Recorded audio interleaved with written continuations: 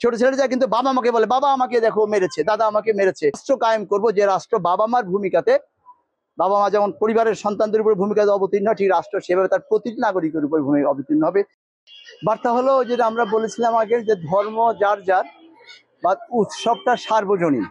হ্যাঁ, আপনারা দেখবেন এখানে এই মুহূর্তে যদি আপনি দেখেন, যাদের ধর্মের, সনাতন ধর্মের যাদের উৎসব, তারা তাদের চাইতে যারা অন্য ধর্মাবলম্বী তারা এসছে বেশি দেখতে। তো সেই জন্য ডেফিনেটলি এটা তো সবারই যেহেতু উৎসব, আমরা উৎসব করি, কাজে এটা যাতে সুন্দরভাবে, সাবলীলভাবে, নিরাপদভাবে হয়, সেটার জন্য যা যা কিছু করা দরকার আমাদের সাধ্য অনুযায়ী আমরা করছি এবং করবো।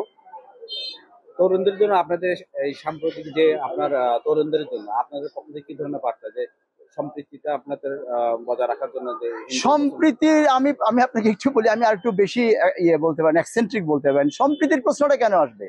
আমাকে নিয়ে তো কোনো মুসলমান ভাইদের সাথে তো সম্প্রীতির প্রশ্ন আসে না। আপনি এই দেশে যারা নাগরিক, জন্মসূত্রে যারা নাগরিক, প্রত্যেকটা মানুষের অধিকার সমান হতে পারে। সে অন্য কোনো, তার কারো নাক দেখতে সুন্দর, কেউ নাক বোচা, কারোর চোখ টানা, কেউ একটু কালো রং, নো ম্যাটার।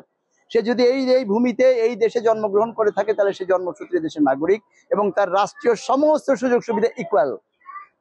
নিরাপত্তা, শিক্ষা, স্বাস্থ্য, আশ্রয় এবং অন্যান্য যত নাগরিক সুবিধা আছে ইকুয়াল। এর মধ্যে থেকে আমরা যেটা মনে করি যে ইকুয়ালের মধ্যে they should be given privilege or protection. কিরকম, আমি আপনাকে উদাহরণ দিয়ে বলি। একটা পরিবারে যদি 5টা সন্তান থাকে, 5টাই মনে করেন ছেলে, বড়টার বয়স 15 বছর, ছোটটার বয়স 5 বছর, ইন বিটুইন। এর মধ্যে যে ছেলেটি সবচেয়ে ছোট আর যে ছেলেটি সবচেয়ে বড়, ছেলেটা আপন ভাই, কিন্তু তারপরেও ছোট ছেলেটা বড় ভাইকে দিয়ে একটু ভয় পায় না, যে কিছু বললে বড় ভাই তো সে ঘুষি মেরে দিবে। ওই ঘুষিটা ঠেকানোর মতো তো ওর সেই শক্তি অর্জন হয় নাই। তো সেই জন্য ওইটুকু ভয় ছোটটা সবসময় বড়দের দেখে করে। তো এই ভয়টাকে কম্প্রোমাইজ করে কি, নিউট্রালাইজ করে কি, বাবা মা। ছোট ছেলেটা কিন্তু বাবা মাকে বলে, বাবা আমাকে দেখো মেরেছে, দাদা আমাকে মেরেছে, বাবা মুখে আমাকে মেরেছে। তখন বাবা মা কি করে, ওই যে বড় ছেলেটাকে তাকে বলে, তুই খোকা, ওকে মারলি কেন, খবরদারি পরে ওকে মারবি না। অর্থাৎ ছোট ছেলেটা যে শারীরিকভাবে অন্য দিক থেকে দুর্বল, এটাকে প্রোটেকশন দেয় হলো তার বাবা মা। তো ঠিক এখানেও ঠিক তাই, যে আমরা অল আর ইকুয়াল। আমরা একই, মানে বাবা মার সন্তান বলতে আমরা একই রাষ্ট্রের সন্তান, একই রাষ্ট্রের নাগরিক, উই আর ইকুয়াল।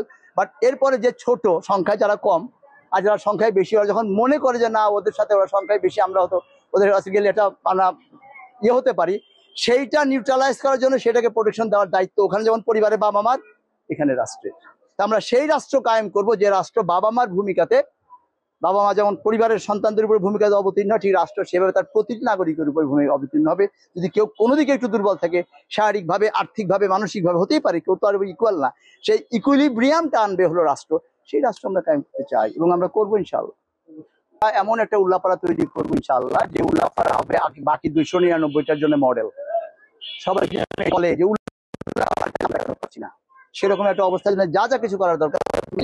5টা যে আমাদের মৌলিক বেসিক নিডস বা মৌলিক অধিকার, অন্ন, বস্ত্র, চিকিৎসা, স্বাস্থ্য, তাই না, এই 5টা নিশ্চিত করার জন্য যা যা কিছু করার দরকার আমরা করব। আরেকটু যদি থটফুলি বলি, সেগুলো আমরা এমন একটা সমাজ ব্যবস্থা এখানে কায়েম করতে চাই, যেখানে একমাত্র আনন্দ অশ্রু ছাড়া আর সৃষ্টিকর্তার ভয়ে ভীত হওয়া ছাড়া আর কেউ অশ্রু বিসর্জন করবে না। সেইটা নিশ্চিত করতে যে যা যা কিছু করার দরকার আমরা করে যাব, চেষ্টা করে যাব। বাকি ফলাফল তো আসবে সৃষ্টিকর্তার কাছ থেকে। আমরা সেই রাষ্ট্র কায়েম করবো, সেই সমাজ ব্যবস্থা কায়েম করবো। আমি জানি না সারা বাংলাদেশে হবে কিনা, বাট উল্লাপাড়ার মানুষ যদি আমাকে তাদের প্রতিনিধি হিসাবে নির্বাচন করেন, তাহলে সেই হিসাবে আমি আমার সর্বোচ্চ চেষ্টা করব। এবং আল্লাহর রহমতে কি জানেন, এ পর্যন্ত আমার জীবনে, আমি যদি 64 বছর বয়স, 10 বছর পরে যদি ধরেন, আমি যা যা চেষ্টা করেছি আল্লাহ পাক আমাকে সফল করেছে। আমি মনে করি উল্লাপাড়া নিয়েও যে আমার 7 স্বপ্ন, ইচ্ছা, বাসনা, সেগুলো সফল হবে ইনশাআল্লাহ।